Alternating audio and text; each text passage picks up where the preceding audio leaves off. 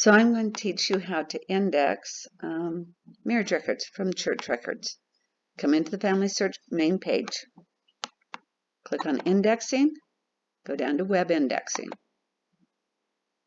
If you are from our ward, you're going to find a project and find it there. Okay, these are ones that I just already have open that will help me today as we're indexing. But you come down to Plain City 3rd Ward if you're in our ward. Okay, so right here, just underneath the graph, we have the ones that I have adopted for our ward.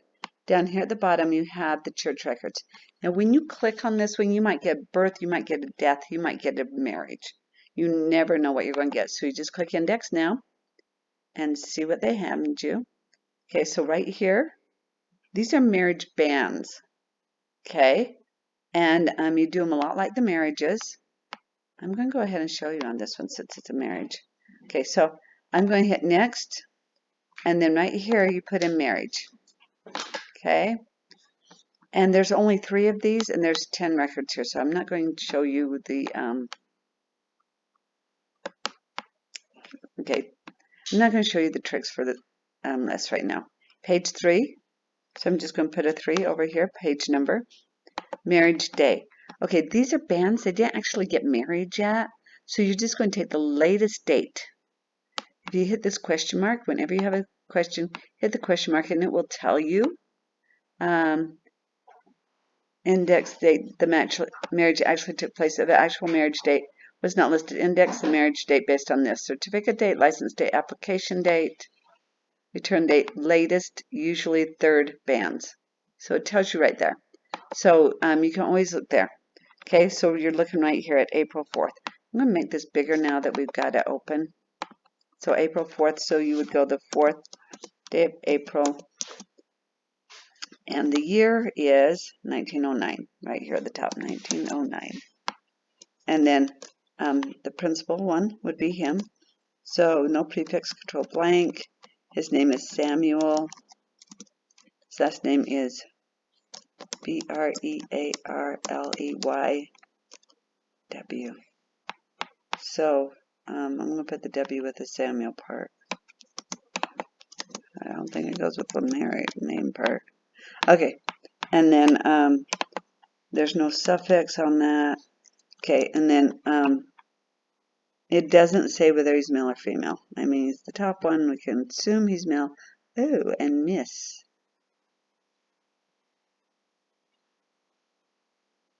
That's his dinner. Okay, I think we could actually put male in here pretty easily on that one. Principal's age, it doesn't give it, so that's a blank. Birth date's not here, blank.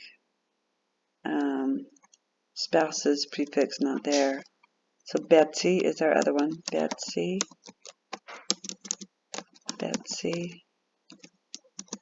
Her last name, she's right here. S-T-A-N-E-R-N. Looks like E-E-R. Okay. There's no prefix for her. She's female. And we've got a miss right here. I don't know, that might go with that. But I think we're okay. There is no age. And there is no birth year. And then there's no father or mother's name. Given fathers on either one. So then we're on to our next one. And we're just going to do marriage again. And just keep going like that. Let me show you on this. That's baptisms. Here we go. Here's what the other ones look like. And this is their actual marriage. So I'm going to go ahead and say yes on this. And then let me show you how this one works. Because it's a little different. Okay, we're going to enlarge it. Okay, we're on page 12. So 12. Marriage date, that is right here. Here's our year, 1837. Here's our date right here. So 1 October 1837. There is no prefix. Okay, right here. This is Robert. R-O-B-E-R-T. Oops. Robert. Okay, now you do have his name here and here. So you can compare it both places to see which way you can read it the best. Okay, so right here it's a little hard, but right here it's a little bit easier. But actually, when you're back here, you can kind of see that it's a Robert. You just have to play with it. You could bring it way up too, so that you can see better and see, you know, this is an R, Robert. Okay, so then his last name is Ingham, I-N-G-H-A-M. Okay, and there is no suffix on this. I'm going to back it off a little bit. It makes me claustrophobic having it this close. It drives me crazy. Okay. And his sex, it doesn't really say. So unless it specifies, we're supposed to put control blank. Okay, the age, it's not there either. And his birth year is not there. His spouse's prefix is not there, but we're down to given name now. And her name is right here. It's Betty. And her last name is Hayes. And again, you have it both places. Okay, neither one of them could sign their name, so this is their mark. And they just list that. Okay, and then right over here, we've got her suffix, which is blank. Oops, control blank. Okay, control blank on sex and age and birth year. Okay, so father's prefix is not there, but his father's name is right here. So his father is Aaron Ingham. And see how it popped up, the name, when I start typing that in. Control blank. I'll show you again. Okay, the mother's name. Oh, actually, she doesn't have the same name as her father. Is Henry. Her father is Henry. And I'm going to zoom in on this a little bit because it's a little bit harder to read. Okay, so it's right here. Mansley. I gotta zoom out a little bit. Okay. I think that might be a W. M-A-W-A-S-L-E-Y. It's really hard to tell because sometimes the M's and the W's look a really lot alike. So, and just remember, somebody else is going to be going over these and looking at these before they actually go all the way through. I think at least 2 or 3 people have to look at each one and make sure that that's what they think it is too.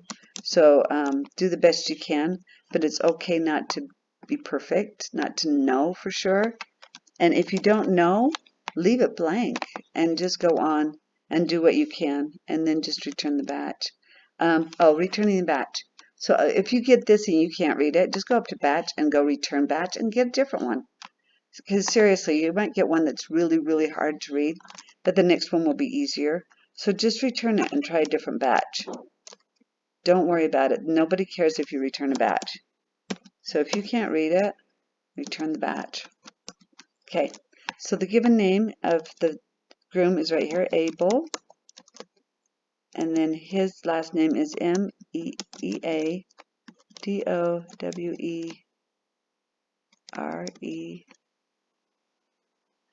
Shoot. F-T. Okay, let's zoom in on it. Meadow, M-E-D-A, Meadow, Meadow, Eret. What is this? Is F or T? Eret. W-E-R-E-F-T.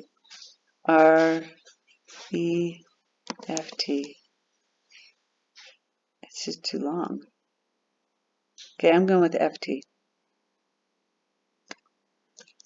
Okay, so see how I don't know for sure, but, oh, wait, what's his dad's name?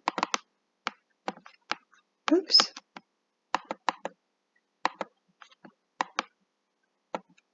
E-R-O-F-T. What about over here? R-O-F-T. It looks like O-F-T. Okay. O-F-T. Still is a really different name, but can't help that. Okay. So, okay, I put a blank in his suffix and the sex and the age and the birth year and the spouse's prefix. Okay, so now we're on to the spouse. This is my ruler unless I use it to keep track, but I don't really need it now, so I'm just going to put it down. So right here, she's Jane. Her last name is right here, Horrocks. And I look here, but then I glance down here. Look how good this one is, H-O-R-R-O-C-K-S. That's nice. Her mark. So somebody else wrote it, but Obviously, they could have wrote this one better. Okay, spouse's suffix, we're going to control blank that one. Her sex, blank, age, year, father's prefix. Okay, her father's name is right here, though. Right here. So it is John, and it is Hutton, Hutton. So she's been married before. Yeah, she's a widow. Okay. Hutton, and then no suffix for him. Oops. Okay, that was supposed to be the principals. So we should put James in there. So I gotta go back and fix that. Sorry about that. James, MEA, Meadow,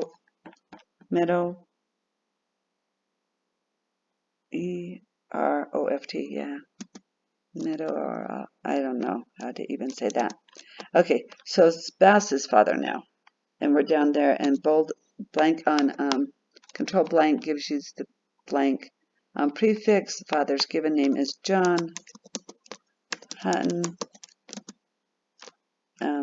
Blank on the other thing. Okay, so there we are, and we're actually done. That's both of them, this one and this one. So now all these, I'm going to go up to the garbage can. I'm going to get rid of all blank entries, hit delete, and now there's just the 2 entries I did, and I can hit submit batch, submit it, we get our confetti, and we're done.